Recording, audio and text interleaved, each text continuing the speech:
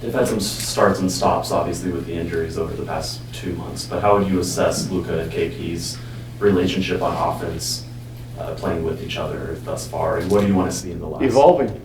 Yeah, it's constantly evolving. And you look at the stretches that one of the two of them was out, since the beginning of the year, there hasn't been a lot of time together. So they'll obviously be on the floor together tonight, and we'll be back at it.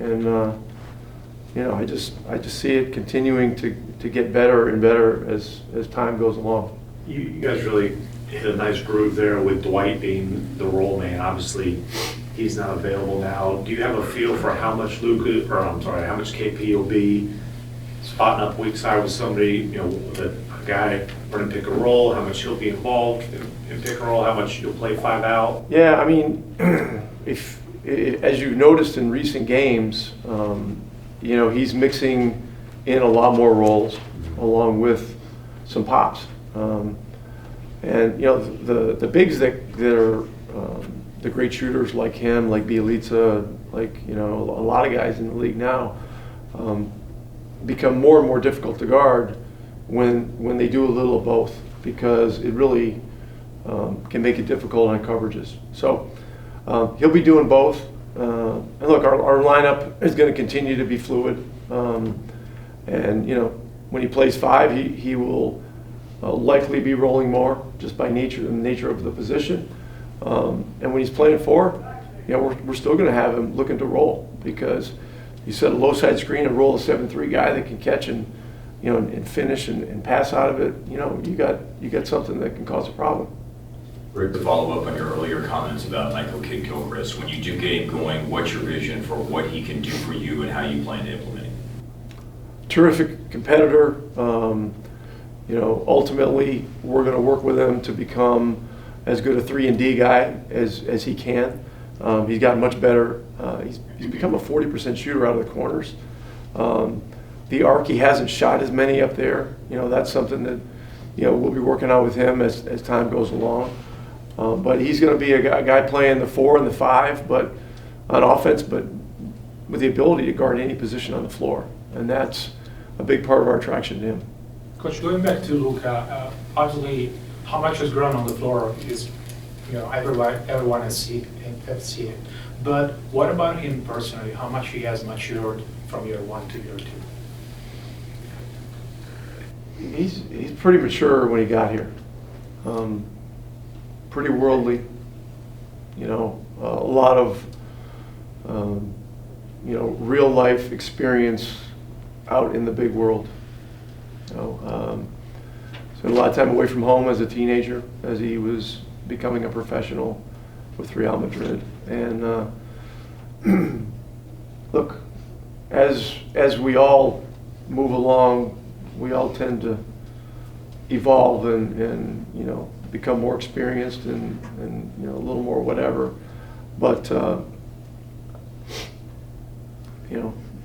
whatever your original question was, I'm not sure exactly where you're going with it or where you're trying to get out of it, but I see continued growth in all areas. Just asking. Yeah. I was just asking to get your perspective on. Obviously, you watch him every day. So. Yeah, very special person, special player. Just pretty clear. Rick, as he gets prepared to go this weekend for what obviously is a tremendous personal accomplishment for him, and certainly something that the organization takes great pride in, that he's starting the All-Star game. Ideally, what would you want to see him, the experience mean for him, and what would be the best thing that he could take from it that would be beneficial coming back here? Well, he'll participate in both events. The one with the Friday night game and then the Sunday game. And just the experience of the whole thing. But when you get introduced as a starter in the All-Star game, that's a pretty big deal. And so that will be a moment, I'm sure, that he will remember forever. And look, you do it once, the goal will be to duplicate it and continue to get back there. And, but the hope is that from a health standpoint, he's going to be feeling good. He's feeling good right now, which is great. We'll watch his minutes and those kinds of things tonight. There's no major restrictions, but we'll be watching what's going on out there. And if he needs a couple of rests, during each half, then we'll do that. But it's an exciting time for him. The feeling is probably different for a coach, but in '04 when you were the All-Star coach, can you tell us what it's like to be like on the practice floor or in the locker room, to be sort of part of the collection of the best of the best? Yeah, I've been fortunate. I've done it twice. I did it once as an assistant with Bird back in '98, and that was Michael Jordan's last year with the Bulls. Kobe Bryant was, I think, 20 or 21.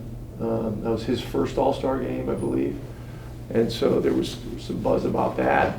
That was in New York City, which is one of the great All-Star venues in the entire league. But it's a great privilege and a great honor to be a part of that weekend and that game. My experience both times has been that these high-level, international superstar, iconic guys are always wonderful to work with, and very, very gracious and very appreciative, to be back there, or to be there for the first time if it happens to be their first time. The previous two games between you guys were decided by 4 points.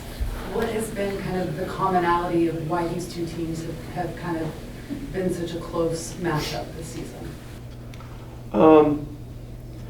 Gosh, I don't know that it's the end result that is the identifying thing. We just think Sacramento is a very, very skilled and talented team that puts you in a lot of tough situations defensively, and it's really, really, really hard to guard them. And not having Bagley and and Holmes is a big loss for them. But then you got to deal with Bjelica bumping to 5 and Barnes bumping to 5, and that's, you got some really skilled, quick, dynamic guys that they can do everything. They can dribble, pass, shoot, and just make plays. So it's a real challenging game, and this sets up as the same. What has been the result of them moving Hield to coming off the bench the last 9 games and Bogdanovic in the starting lineup? How does that impact their style of play, if at all? Well, it strengthens their bench, certainly. And you got a guy, I think he hit 9 threes off the bench in a recent game. It's just that's a heck of a weapon to have. And so, look, you got to do a great job when he comes in the game. Try not to let him, get the ball and see the first one go in, which is tough because they run a lot of really good actions to get him loose, and they got a lot of quickness and a lot of other guys that cause problems that can open him up for shots. So, they got a really tough outfit to try to defend. Rick, how does one get better at free throws? Is it just a repetition thing, or are there certain things that a player has to work through when they are trying to improve in certain situations? Well, it really depends on the individual case.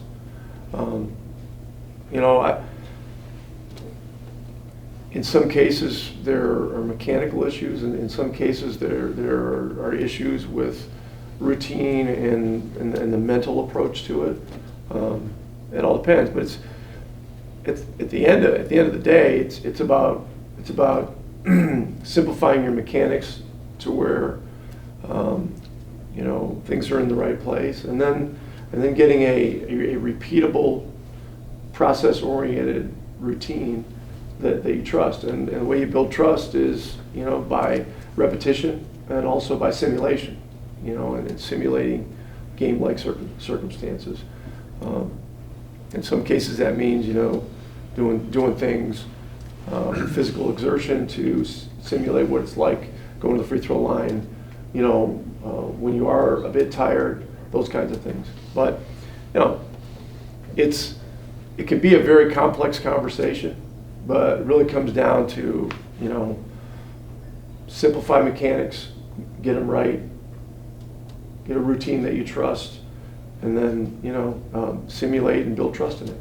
Rick, you mentioned that the starting lineup would be fluid, and you went through that early in the season. Well, that's the starting lineup, the guys coming off the bench, like the whole shebang. Right. Early in the season, you did that, then you found a group that really fit, you guys did well with. Are you looking for the right combination? If we found a group that, you know, really worked well together, that had the flexibility to deal with some of the difficult coverages you deal with in today's game with all the skill players, you know, I would love to get to that. And I'm not saying that we won't. I'm just continuing my theme from, you know, day one of media day, saying that, you know, we're asking these guys to be ready for anything, because in certain individual games you've got to adjust. You know, you've got to adjust. Hey there, NBA fans. For exclusive NBA content, subscribe to Fanatics View YouTube down below.